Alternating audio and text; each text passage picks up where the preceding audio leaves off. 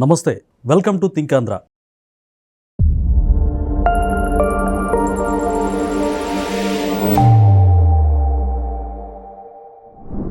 YS Jaganmohan Reddy గారు London పర్యటనకి వెళ్ళారు.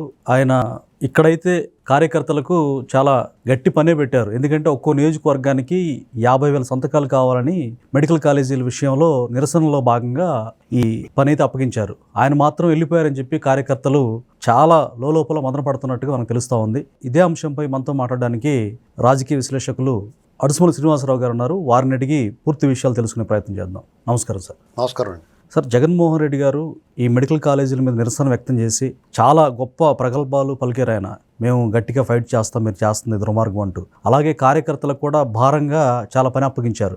దీని మీద ప్రతి నియోజకవర్గంలో 50,000 సంతకాలు సేకరించండి, మేము నిరసన అనేది ఉధృతం చేస్తామని చెప్పి ఆయన మాత్రం యూరోప్ పర్యటనకి వెళ్ళిపోయారు. దీన్ని మనం ఏ విధంగా అర్థం చేసుకోవాలి? యాక్చువల్గా ఈ కార్యక్రమం ఇంకా ముందుకు మాట్లాడితే రేపు వీళ్ళు కమిషన్లు తీసుకున్నారు కదా కాంట్రాక్టర్లు. అవును. యాక్చువల్గా వాళ్ళ అనుమతులు ఇచ్చినాయి. మచిలీపట్నం ఒకటి, పాడేరు ఒకటి, ఇంకోటి ఏదో ఉంది. వీటికి అనుమతి ఇచ్చారు కేంద్ర ప్రభుత్వం. మిగతా అన్నీ కూడా ఈయన జీవో ఇచ్చేసి నాబార్డు హామీ ఇప్పించి కాంట్రాక్టర్లకు ఇచ్చి వాళ్ళ దగ్గర మొబిలైజేషన్ అడ్వాన్స్ కింద వాళ్ళ దగ్గర కమిషన్లు తీసేసుకుని వాళ్ళ చేత కట్టించడం మొదలుపెట్టారు. ఆ బిల్లు కూడా ఆపేసేటప్పుడు వాళ్ళు మానేశారు. ఓకే. మొదటి బిల్లే సగం ఆపేసేటప్పటికి వాళ్ళు వదిలేసిపోయారు. ఇప్పుడు వాళ్ళు ఇదంతా కూడా బోగస్, అసలు కేంద్ర ప్రభుత్వం మా అనుమతి లేదని చెప్పేసి పార్లమెంట్లో చెప్పేశారు సార్. చెప్పేశారు. చెప్పినప్పుడు వాళ్ళు ఏం చేస్తారు, అయితే నువ్వు ఎందుకు ఇలా మోసం చేసావు మమ్మల్ని, మా డబ్బులు మాకు కమిషన్ అంటారు. మేము పెట్టింది అలాగా పోయిన పని పోగా మిగిలింది ఏమైనా ఉంటే తీసుకుందామని అడుగుతారు. అది నిలదీయడానికి సిద్ధం అవుతున్నారు. ఇప్పుడు వాళ్ళు ఖచ్చితంగా నిలదీస్తారు, దానికి సిద్ధం అవుతా ఉన్నారు. పైగా ఇతను మామూలుగా లండన్ ఏదో వెళ్ళాలనుకున్నాడు, వెళ్ళాడు. ఏదో ఆయన పన్ను ఉంటే పిల్లలు ఉన్నారు, అక్కడ చూసుకుంటానికి వెళ్తాడు. ఇక్కడ చాలా మంది సందేహం ఏంటి, వెనక రావడేమో అని డౌట్. ఇది అప్పుడే ఆయన వెళ్ళిపోయే ఛాన్స్ ఉంటుందంట. ఏదన్నా ఛాన్స్ ఏదన్నా జరగచ్చండి. ఇంత కారణం ఏంటంటే ఆయన ఇక్కడ ఎవరున్నారు, వాళ్ళ అమ్మ తల్లి చెల్లి అతనితో లేరు. కొన్ని ఆస్తులు ఉంటాయి, అవన్నీ ఈడీ అటాచ్మెంట్లో ఉన్నాయి. అతను ఈ 5 సంవత్సరాల్లో కొల్లగొట్టేసింది ఈడీకి సిబిఐకి దొరకకుండా ఇతరుల దగ్గర బినామీలుగా ఉన్న సొమ్ము ఉంటుంది. అయ్యా ఎప్పుడైనా రప్పించుకోవచ్చు అక్కడికి. సరే, ఈ ఖండాంతరాలు దాటించారని కొంతమంది అంటారు. ఆల్రెడీ 3 అంతులు వెళ్ళిపోయిందండి. ఇంకా కొంత ఉంటుంది ఇక్కడ. అది మీరు ఇంకొకరు ఎవరో నాలటుడు ఎవడో ఉంటారు కదా, వాళ్ళకి ఏదో రూపంలో చేర్చేస్తారు అక్కడికి. వాళ్ళకి ఏముందండి, వాళ్ళకి అలవాటు అయిపోయిన విద్య కదా అది. హవాలా అనేది వాళ్ళకి వెన్నతో పెట్టినది. అందులో సులువైన మార్గం వాళ్ళకి. మిగతావాడు ఎవడో చేయలేడు. స్ట్రైట్కి వెళ్ళి కూడా ఎవడో చేయలేడు. ఈ అడ్డదారులు వెళ్ళేవాళ్ళు ఇప్పుడు వీళ్ళు డబ్బు అంతా కూడా కాకినాడ పోర్ట్ నుంచి తరలించారు, మళ్ళీ అక్కడి నుంచి తరలించేస్తారు. ఎవడు పట్టుకుంటాడో, అందరూ ఎక్కడ చూసినా వాళ్ళ మనుషులే కదండి. ఏదో రూపంలో చేస్తారు. లేదా కాకినాడ నుంచి చిన్న చిన్న మరబోట్లలో అంతర్జాతీయ సముద్ర జలాల దాకా బోట్లో పట్టిపోయి అక్కడ వేస్తారులే షిప్పుల్లో. ఎవడు పట్టుకుంటాడో. అయితే ఖండాంతరాలు ఆయన మనీ దాటించారు. అలాగే ఆఫ్రికా లాంటి దేశాల్లో కూడా కల్తీ మద్యంతో చాలా మందిని కల్తీ మద్యం చేశారు. అక్కడ భూములు ఉన్నాయి, గనులు ఉన్నాయి. ఏకంగా లండన్ పక్కన ఏదో పెద్ద దీవి కొనుక్కున్నాడు అంటున్నారు. అక్కడో దేశం పెట్టుకోవచ్చు. ఇప్పుడు అతను వెనక్కి రావడానికి ఎంత ఛాన్స్ ఉందో రాకుండా ఉండడానికి కూడా అంతే ఛాన్స్ ఉంది. 50-50 ఛాన్సెస్. ఎందుకంటే చెప్తానండి, నేను చెప్పిన దానికి సిట్ దర్యాప్తు మిథున్ రెడ్డి కూడా బీజేపీలోకి వెళ్ళిపోతున్నాడు వస్తున్నాయి. అతను అప్రూవర్గా మారిపోవచ్చు. నాకేం తెలుదండి, నాకు ఈ కొద్దిగా ఏం తెలుసు, మొత్తం అన్నీ వాళ్ళే చేసుకున్నారు, మొత్తం డబ్బు వాళ్ళ దగ్గరికి వెళ్ళిందని చెప్పేయచ్చు. ఏంటండి అంటే అతను రెక్కలు ఒకటి తెగిపోతున్నాయి. ఇప్పుడు ఆల్రెడీ అరెస్ట్ అయిన వాళ్ళకి బెయిల్ వచ్చినా కానీ వాళ్ళ మెడమే కత్తి అలాగే ఉంటుంది, వాళ్ళు పారిపోతాం ఉండదు. ఇక జగన్మోహన్ రెడ్డి ఫ్రీగా ఉన్నాడు. ఈ న్యాయస్థానాలు అతనికి అనుమతి ఇచ్చినాయి, మరి ఎందుకు ఇచ్చినాయో తెలియదు. ఇంకా అతని మీద ఈ కేసులో లేడు కాబట్టి బులన్ కేసులో ఉన్నాడు అతను. ఇప్పుడే చాలాసార్లు ఇచ్చేవండి, మళ్ళీ వచ్చేవాడు, అలాగే ఇచ్చేవండి అంటారు. కానీ అతను రావడం మానేస్తే ఏం చేస్తారు? అప్పుడు న్యాయ వ్యవస్థ ఫెయిల్ అయినట్టే కదా సార్. న్యాయ వ్యవస్థ ఫెయిల్ అవ్వడం, టోటల్ సిస్టమే ఫెయిల్ అయిపోయినట్టు. న్యాయ వ్యవస్థ ఎందుకు అవుద్ది? ఇప్పుడు అతను వెళ్ళిపోయాడికి రాకపోతే, ఇప్పుడు విజయమాల్య రాకపోతే ఏం చేయగలిగాం? ఇంకొకరు ఎవరో లలిత్ మోడీయో లేదా ఇంకొకటి ఎవరో రాకపోతే ఏం చేయగలిగాం? నీరవ్ మోడీ మనం ఏం చేయగలిగాం? ఇదే అంతే శుభ్రంగా. ఇప్పుడు అతను వెళ్ళి అక్కడ పెడతాడు మకం. ఇండియాకి వాళ్ళకి ఈ నేరస్తులు మార్చుకుని సౌలభ్యం లేని చోట పెట్టుకుంటాడు దుకాణం. మనం ఏం చేయగలుగుతాం? ఇందాక మీరు అన్నారు సార్, ఇప్పుడు పైగా అతని పిల్లలు అక్కడే ఉన్నారు, వీళ్ళు కూడా అక్కడికి వెళ్ళిపోతారు.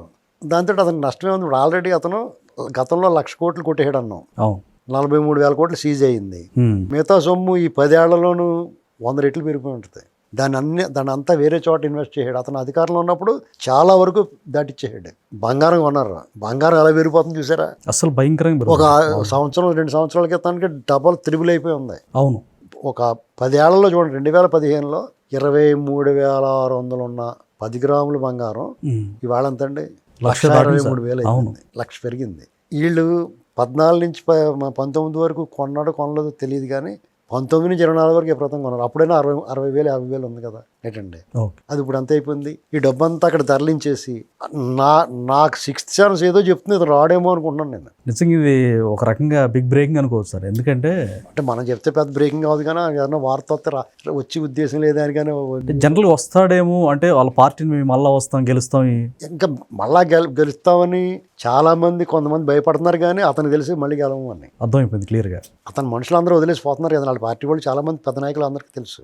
అతను రావడానికి ఎంత ఛాన్స్ ఉందో రాకపోవడానికి కూడా అంతే ఛాన్స్ ఉందండి. ఓకే, వచ్చి ఏం వదిలేస్తాడు, ఏం పీకుతాడు ఇక్కడ, అతను ఏముందండి ఇక్కడ. ఇప్పుడు నీకు అయిన వాళ్ళు అమ్మ తమ్ముడు గట్ట ఉంటే ఎవరన్నా మన బంధువులు ఉన్నారనుకుంటారు.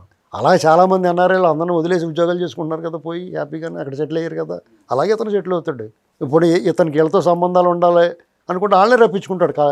ఓ పార్టీ ఇస్తాడు, అందరిని రమ్మంటాడు, అవును, అందరూ వెళ్తారు, శుభ్రంగా కలుసుకుంటాడు. అయితే సార్ ఇందాక మీరు మిథున్ రెడ్డి అప్రూవర్గా మారే ఛాన్స్ ఉందని అన్నారు. దానికి బలం చేకూరే విధంగానే జగన్మోహన్ రెడ్డి కనీసం అతన్ని కలవలేదు, మాట్లాడలేదు, ఫోన్ కూడా చేయలేదని చెప్తా ఉన్నారు. ఏమంటే మీకు ఒకటి ఒక వీడియో పంపిస్తాను. కరెక్ట్గా 3 ఏళ్ల క్రితం చెప్పాను నేను, విజయసాయి రెడ్డికి జగన్కి విభేదాలు ఉన్నాయి, జగన్మోహన్ రెడ్డి విజయసాయి రెడ్డి కలిసి ఉండరని. కాకపోతే మీకు నేను ప్రూఫ్ పంపిస్తాను. మీకు నేను మాట్లాడాను, 21లో మాట్లాడాను నేను. అప్పుడే మాట్లాడారు? అప్పుడే మాట్లాడాను.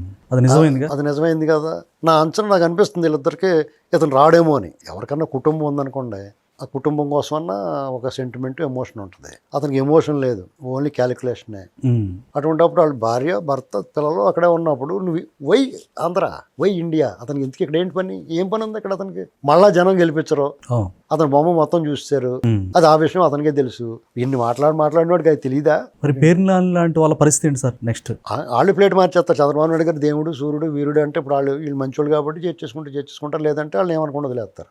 ఇక్కడ జగన్మోహన్ రెడ్డి ఎంత క్రూర స్వభావం ఎవరికి లేదు అవతల వాళ్ళకి. ఫస్ట్ నుంచి మీరు చెప్తానే ఉన్నారు ఆ విషయం. చంద్రబాబు గారు కానీ, పవన్ కళ్యాణ్ గారు కానీ, లోకేష్ గారు కానీ వీళ్ళు అంత క్రూరులు కాదు. వీళ్ళేదైనా పద్ధతి ప్రకారం పోతారు అంతే తప్ప, అతను అలా కాదు. నువ్వు ఆయన పొగిడినా దెబ్బేస్తాడు. వైజాగ్ స్టీల్ ప్లాంట్లో రాజధాని కడతాం అన్నాడు, అంత దొబ్బేసి లాగేసి. అలాంటి వాడు నేను మీ స్టీల్ ప్లాంట్ నేను అడ్డం నిలబడతాను, మీకు అండగా నిలబడతాను అన్నాడంటే ఎంత గుండెలు తీసిన పొంటి అంటే ఎంత పశ్చాపంతో మాట్లాడుతున్నాడు. అనుమతి లేని మెడికల్ కాలేజీకి అతను దొంగ జీవో సృష్టించి దాన్ని కాంట్రాక్టులకి ఇచ్చి వాళ్ళ దగ్గర కమిషన్లు కొట్టేసి ఇవాళ దాని మీద ఉద్యమం చేస్తున్నాను, వీళ్ళు ఏదో రకంగా కట్టిద్దాంరా బాబు ప్రజలకు అనుకున్న వాళ్ళేమో బదనామం చెప్పి బురద చల్లుతున్నాడంటే అతని బుద్ధి ఇంకా అర్థం అవ్వలేదు ఎవరికైనా. అతను ఎందుకు రావాలో చెప్పండి పోనీ, దేనికోసం రావాలో చెప్పండి పోనీ.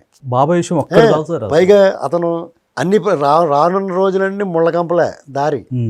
అతను ఆల్రెడీ బెయిల్ మీద ఉన్న కేసులు ఇప్పుడున్న ప్రభుత్వం ఏ కేసులు అరెస్ట్ అయినా అన్ని రద్దు అయిపోతాయి, దాని విచారణకు హాజరవ్వాలా. బాబాయ్ మర్డర్ కేసు ఒకసారి మళ్ళీ చేసుకోండి, మళ్ళీ 4 వారాల్లో ఎన్ని వారాల్లో రెడీ చేసుకోండి అంటున్నారు. ఆల్రెడీ ఇప్పుడు అతను తలకు మొలకలేకపోయిన కేసులు ఒకటి మొదలైందంటే వరద కింద పడిపోతాయి. అతను రెక్కలన్నీ తెగొట్టేస్తాను, అతను ఒక్కడో ఒంటి కేసు చుంటుకొమ్మలో మిగులుతాడు. ఇటువంటి దానికోసం నేను వచ్చి ఈ జైలు జీవితం నాకు వద్దు బాబు, 16 నెలలు గడిపోయిన చాలు, ఇక్కడ అందంగా లండన్లో ఉంటాను, బ్రెడ్ గుడ్డట్టు తింటాను, బ్రెడ్ ఆమ్లెట్ హాయిగా ఉంటుంది నా పని, శాండ్విచ్లు తింటా అనుకుంటాడు. ఎందుకు రావాలి? పిల్లలు అక్కడ ఉన్నారు, అక్కడే సెటిల్ అయిపోతారు. డబ్బు అక్కడ వాళ్ళని తరలించేసాడు. జీవితకాలం 100 జీవితకాలాలు సరిపడగా ఒక దేశం పెట్టుకొచ్చి అతను ఇప్పుడు నిత్యానంద స్వామిలాగా. ఇంకా అతనికి ఏం కావాలి? ఇక్కడ ఆంధ్రప్రదేశ్ వచ్చి ఇక్కడ ఏం వదిలేస్తాడు? పైగా అతను ఏమనుకుంటున్నాడు, నేను ఎన్నిసార్లు బట్టలలోకి నన్ను మోసం చేశారు అనుకుంటున్నాడు. నేను తప్పు చేశాను కాబట్టి నన్ను ఓడిచ్చారు అనుకోవట్లేదు అతను. రియలైజేషన్ లేదు. వాళ్ళు బాబు సొమ్ము తినేసి ఓడిచ్చారు అనుకుంటున్నాడు. వాళ్ళు బాబు సొమ్ము పెడితే అది తినేసి నన్ను మోసం చేశారు అనుకుంటున్నాడు అతను. వీళ్ళ బాబు సొమ్ము, వీళ్ళ చెమట, వీళ్ళ రక్తం అతను తాగాను అనుకుంటలేదు. అటువంటి వాడు ఎలా ఆలోచిస్తాడో, ఇంటికి వెళ్ళాలో మనకి ఏంటి పని అనుకుంటాడు. ఇన్ని లక్షల కోట్లు లూటీ చేసినప్పటికీ క్లియర్ కట్గా ప్రజలకు అర్థమవుతా ఉంది. కానీ ₹1 కూడా, అంటే ₹1 ప్రకటించి కూడా ప్రజలకి ఫ్లడ్ బాధితులకి ఇవ్వలేదు సార్. అయితే కాంట్రాక్టర్ దగ్గర కూడా కమిషన్లు కక్కుర్తిపడి, అంటే ఇంత ధనదాహం ఏ మనిషికి చూడమేమో, ఎందుకని ఆయనకి ఇంత ధనదాహం? అసలు అతనికి ఒక్కొక్కరికి ఒక ప్యాషన్, వ్యామోహం ఉంటుందండి. అతనికి అధికారం, పెత్తనం, డబ్బు మీద వ్యామోహం. అతను ప్యాలెస్లో ₹2 కోట్ల పప్పులు తినేశారు వాళ్ళే. ఇతను తినేసాడు అన్నాం మనం, ట్రోలింగ్ చేశారు అందరూ. అక్కడ వీళ్ళు దొబ్బేసిన డబ్బులు లెక్కెట్టడానికి మనుషులు ఉండాలి కదా, మిషన్లు ఉండాలి, మిషన్ల మీద లెక్కెట్టిన మనుషులు ఉండాలి కదా, ఖచ్చితంగా ఉండాలి. వాళ్ళందరికీ పప్పులో టీలు కాఫీలు ఇస్తే దానికి అయింది 2 కోట్లు. ఓకే, అక్కడ అంత ఎత్తి ఎందుకు కట్టడానికి ఉన్నారు గోడ, ఈ మొఖాన్ని ఎవడేం చేస్తాడని కాదు, ఈ అన్నిటికి సెక్యూరిటీ అంతే. ఓకే, దాని మీద వీళ్ళు పట్టుకోవాలి ప్రభుత్వం. ఆ సీసీ కెమెరాలో, దొంగ కెమెరాలో ఏమీ ఎందుకు పెట్టలేదు నువ్వు, ఆ ఫుటేజ్ ఏమైంది, ఈ కంటైనర్ రావటం ఏంటి, వెళ్ళటం ఏంటి, నువ్వు ఇక సెక్రటేరియట్ సెట్టింగ్ వేసి ఇక్కడ మాట్లాడటం ఏంటి, ఇవన్నీ బయట పెట్టాలా. ఈ ఫర్నిచర్ 40 కోట్ల ఫర్నిచర్, నువ్వు దీని పరిస్థితి ఏంటి? అజయ్ కల్లం రెడ్డి ఇంట్లో క్రాకరీకి 8 లక్షలు ఎందుకు వాడారు? కంటారా నా కొడకలారని ముందు కక్కించాలా. ఆ పని వీళ్ళు చేయలేదు మంచోళ్ళు కాబట్టి, వాళ్ళు దుష్టులు దుర్మార్గులు కాబట్టి కోడెల శివప్రసాదరావు గారిని కడుపుని పెట్టేసుకున్నారు, పొట్టను పెట్టుకున్నారు. ఏంటండి అటువంటప్పుడు వీళ్ళు ఇంత మంచితనాన్ని కూడా భరించలేక రాడు. ఇప్పుడు ఎవడన్నా, ఇప్పుడు మీరున్నారో మీరు తప్పు చేశారు, మీ నాన్నగారు మిమ్మల్ని ఏమనుకుండా మాట్లాడట్లేదు అనుకోండి, మీకు బాధ వచ్చేస్తుంది. ఖచ్చితంగా బాధ వస్తుంది కదా, యాజ్ ఏ హ్యూమన్ నైతికత అది. అలా కూడా బాధ రావచ్చు, విరక్తి రావచ్చు. ఇంక మా దేశం నాకు ఎందుకులే, నాకు చాలా ఇచ్చింది, 1,00,000 కోట్లు మా నాన్న ఉండగా దొబ్బేశాను, ఇప్పుడు 10 లక్షల కోట్లు దొబ్బేశాను, ఇంక చాలు ఇంకా అనుకున్నాడేమో, అక్కడ ఉండిపోవచ్చు. రావటానికంటే అక్కడ ఉండిపోవడానికి ఎక్కువ ఛాన్స్ ఉందండి. అతను అక్కడ ఉండిపోతేనే ఎక్కువ బెనిఫిట్ ఉంటుంది. వచ్చేం సాధిస్తాడు, జైల్లో కూర్చోవాలంతే. ఎవరికి మినాయింపు ఉండదు, ఇంట్లో వాళ్ళందరూ పోతారు జైల్లోకి. సార్ చాలామంది ప్రజలు నిజంగా మీరు అన్నట్టు ఇందాక జగన్మోహన్ రెడ్డి గారు అసలు నిజంగా రాకుండా పోతే ఏపీ ప్రజలకు అంతకంటే మరొక ఆనందం లేదన్నట్టుగా ప్రజలు ఫీల్ అవుతున్నారని నా అభిప్రాయం సార్. అంటే ఇప్పుడు 2 రకాల ఆలోచనలు ఉన్నాయండి. కొంతమంది ఏం ఆలోచిస్తున్నారంటే ఇతను చేసిన తప్పులకి గట్టిగా శిక్ష ఉండాలి, కఠిన కారాగారం ఉండాలి అతనికి అంటున్నారు. నాలాంటి కొంచెం ముందుకెళ్ళి ఏం ఆలోచిస్తున్నామంటే ఇది వెళ్ళిపోతానే మంచిది రా బాబు, ఏదైనా పోగుందనుకోండి దాన్ని పట్టుకుని బుట్టలో పెట్టి అది అడవిలో వదులుతాం కంటే కూడా అది ఎక్కడికైనా పోతుందని దాని అంతటా అది పోనెవరో బాబు అని వదిలేయాలి. చక్కగా ఊపిరి పీల్చుకుంటారు ప్రజలు. అది పోయింది దాన్ని ఏం చేయకండి, దాన్ని అది పోతుంది అంటారు కదా, అలాగే ఆలోచన ఉంది నాకు కూడా. ఇప్పుడు అతను చేసిన తప్పులు విడిచిపెట్టకూడదు అని తేలిగ్గానే ఉంటుంది ఒక పక్కనే. ఇంకో పక్కనే వీళ్ళు ఏమి సరిగ్గా చిక్కట్లేదు అనుకోండి పోము మరి. ఎందుకంటే ఈ చట్టాలన్నా వెసులుబాట్లు కొన్ని ఉన్నాయి వాటికి. అన్ని వ్యవస్థలు వాళ్ళ మనుషులు ఉండటంతో వాళ్ళు మట్టగెడసలా జారిపోతున్నారు. అటువంటిప్పుడు ఆడందరూ ఆడే పోతున్నాడు అనుకోండి వదిలేయచ్చు. ఒక నిజంగా కానీ అతను అక్కడికి వెళ్ళిపోయి లండన్ వెళ్ళిపోయాడు కదా, ఈ ప్రభుత్వానికి ఒక అప్లికేషన్ పెట్టుకున్నాడు అనుకోండి, నేను ఇంక రానండి ఏమనుకోకండి అని ఉత్తరం రాసేయడానికి చంద్రబాబు గారికి. అతనికి ఫర్నిచర్ సామాను అన్నీ పంపించి జాతర ఇక్కడి నుంచి పార్సిల్ చేసి అక్కడ పంపించి, నువ్వు అక్కడే ఉండిపోరా బాబు, నీకు మంచి పళ్ళు అవి కట్టకాలితే పంపిస్తాం, మంచి సీజన్లో తేగలు మామిడి పళ్ళు చెరుకు మొక్కలు అన్నీ పంపిస్తాం అక్కడ దొరకకపోతేనే అని చెప్పి వీళ్ళు అక్కడే ఉండిపోమనాలండి. అంటే విశ్వనాగుని వదిలించుకోవడానికి అంటే ఒక బెడద వదులుతుంది వీళ్ళకి. అది వాళ్ళ చెల్లి విశ్వనాగని వాళ్ళ చెల్లిగారు అన్నారు. వీళ్ళు కొట్టి తరివేయకుండా అతను అంతటా అతనే పోతాడంటే అక్కడికి దండం పెట్టి తిన్నారు నువ్వు తినేసిన డబ్బులు నీకు దయాధర్మం ఉంటే సగం పంపించారా బాబు, లేకపోతే మిగతాది కూడా పెట్టుకొని మా పాటలు పడి మేము సంపాదించుకుంటాం, అంతేగాని నువ్వు రాకరా బాబు అని చెప్పాలి. ఇప్పుడు ఒక్కొక్కడో పనికి మాలని పోరం పోగొట్టుకున్నాడు అనుకో, ఆడు కొంత డబ్బు అట్టుకుపోయాడు అనుకోండి, ఇంకా ఆడి మీద విరక్తి పుట్టేసిన తర్వాత ఒరే నువ్వు పట్టుకెళ్ళిన డబ్బులు అప్పు చేసాం, ఇక్కడ అంత ఇబ్బందులు ఉన్నాయి, నీకేమైనా ఉంటే మంచి పద్ధతి ఉంటే సగం పంపించు, నేను అప్పులు తీర్చుకుంటా, లేదంటే నువ్వు అది అట్టుకుని పోయి ఇంక రాకుంటా, రాకపోతే అదే 10,000 ఇంకా అదే 10,000 రా బాబు నీళ్ళు వదిలేసుకుంటాడు, అలాగే వదిలేసుకుంటామే. Thank you sir.